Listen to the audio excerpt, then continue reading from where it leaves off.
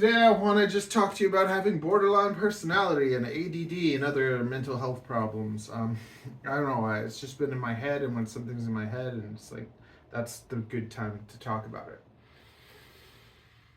It's just,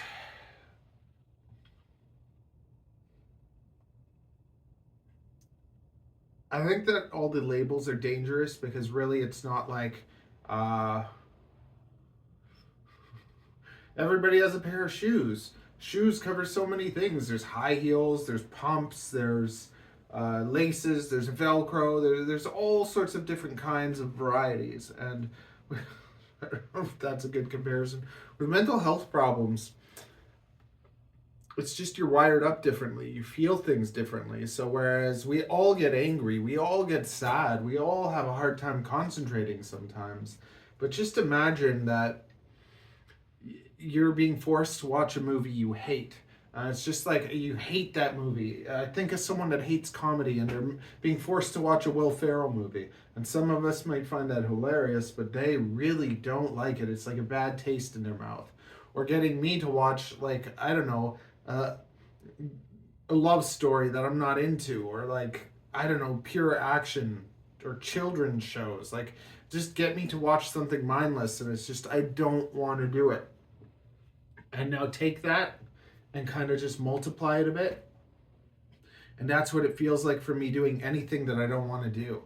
It's like that extreme case for a normal person where it's just like they're being forced to do something they really don't want to do. And that's how I feel about everything that I don't want to do. Like it's just, it's almost impossible, or it's like it's dreaded, or I know I have to do this thing I don't want to do. And it's like instead of just waking up and doing that, I leave it off and procrastinate as long as I can until it like has to be done.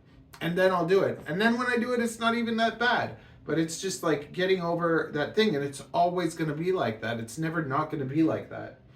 And then emotions. Like sometimes my wife thinks that I am not emotionless or I don't feel anything.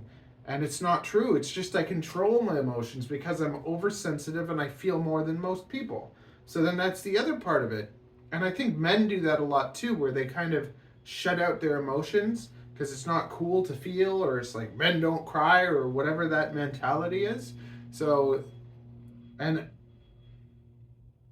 but I feel a ton. I'm super emotional, but I'm also very logical. And then there's also, the way that you are as a kid. A kid cries because they need food.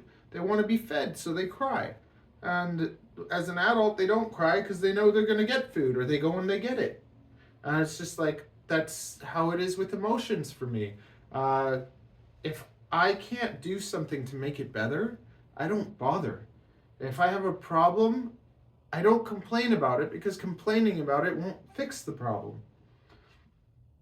Now, everyone that deals with whatever range that they are, it's like autism. There's like Asperger's, and there's functional, and there's non-functional, and then there's all these different things that have been like labeled on people.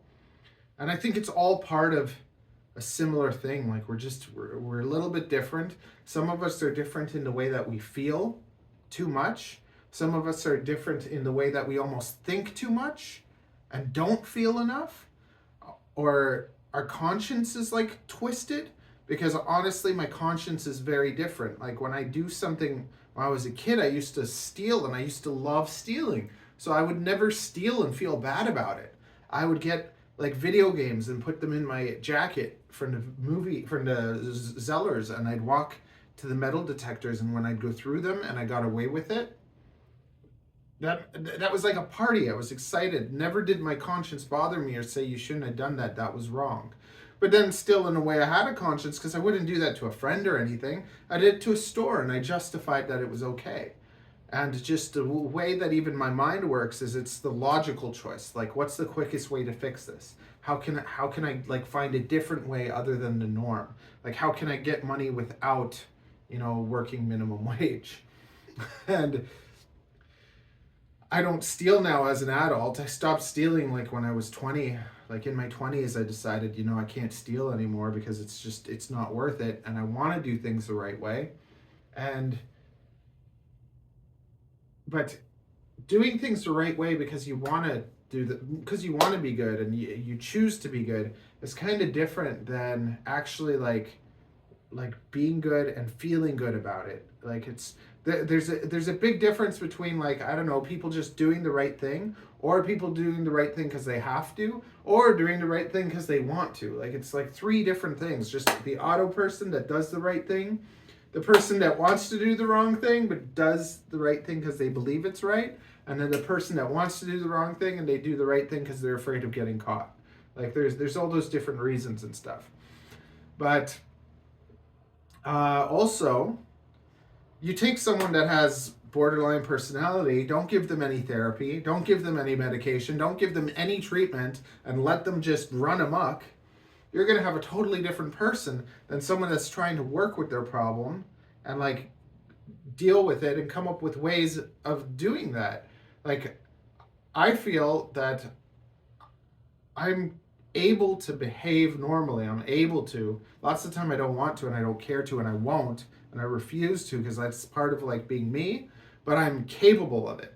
So I can basically put myself in a little normal person box and behave like a normal person, and I can do that. It's not really that fun. Sorry, I find most people really boring, and I love being around people that are kind of crazy like me, but not like that extreme where they're like off on the loose doing whatever. More like that they're, maybe like me, where they've realized, the way that I am is a problem, so I'm gonna try and like fit in and deal with people and be myself sometimes and then be good sometimes. But what really frustrates me is when you look up borderline personality and you read things about people with borderline personality, it's almost always a whole pile of terrible things. And same thing, attention deficit disorder. And it's not an attention disorder. I disagree with that, because it's like when I get into something, I get into it so badly that I can't like stop. I can't stop thinking about it. I go at it. Like, if I start a task that I want to do, I don't want to stop until it's done, and I'll work all day and I'll work all night and I'll go at it like no one. So it's like I can do that hyper focus thing that people talk about, but it's like the things that I can't stand, I can't even think about. And then the things that I want to do, I go deep. I go all in on it. And so we have these highs of highs and lows of lows, these super strengths and then these super weaknesses. And if you don't even understand like the difference between how you feel and how normal people feel, that's another huge thing. Self-awareness. Like, I was heavily medicated as a child, and now as an adult, I'm totally unmedicated. I never want to be on medication again. But if medication helps you, great. Medication's a tool. And for kids, they should be able to test these different medications and see if they like any. But it shouldn't be forced on them. And it was forced on me, and I resent that. And it makes me kind of like hate like the authorities and all that. Automatically, that's part of it too. Like, I respect the authorities, but I've never really liked them. Like, I've always been a little bit, I guess, rebellious, but it's just not even rebellious, just the want to be free, the want to be able, hey, I want to go do that. I want to be able to go 200 kilometers on my motorcycle. And I don't do that, but like naturally, I just want to do that. I think lots of people do. I don't even know how to explain it. I don't know. I just want to like talk about it a bit, and about how there's these labels and there's the way that they say it is, but then there's everyone's journey. There's people that go into depression and then they don't get out of it and they stay depressed the rest of their life. There's people that go through a period where they're depressed and then it goes away, and then it can come back. And then there's the way that we're wired up, and that will never change. Maybe I'll never not be sensitive, but I can control my sensitivity. I can it's kind of like taking your emotions, putting them on a leash versus just letting them go. I can allow myself to be as crazy as I am, or I can when someone bothers me and I want to murder them. No, Matthew. That's your borderline. That's how you feel. You can't go and shank them with a kitchen knife. And that's what I feel like sometimes. But it's just, have I ever done that? No. So there, I'm able to control it. But maybe not everyone thinks that way. Maybe not everyone wants to do those things. And it makes it that much harder for people that are like different to kind of just to fit in and to be normal, because we don't feel things normally.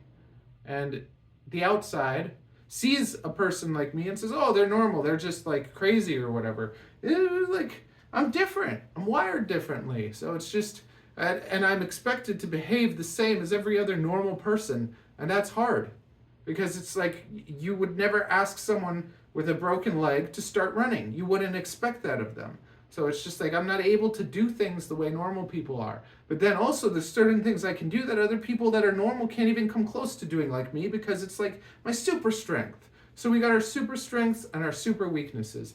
And it's never really going to go away.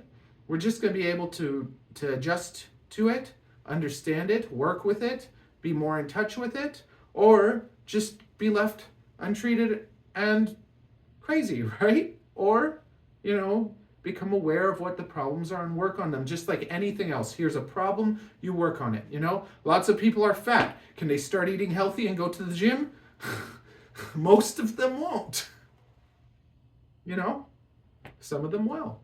I'm having a hard time doing it. It's not easy. So it all depends on the person's willingness to realize that it's a problem, accept it's a problem, and then work on it. And lots of people would rather just say, you're beautiful just the way you are.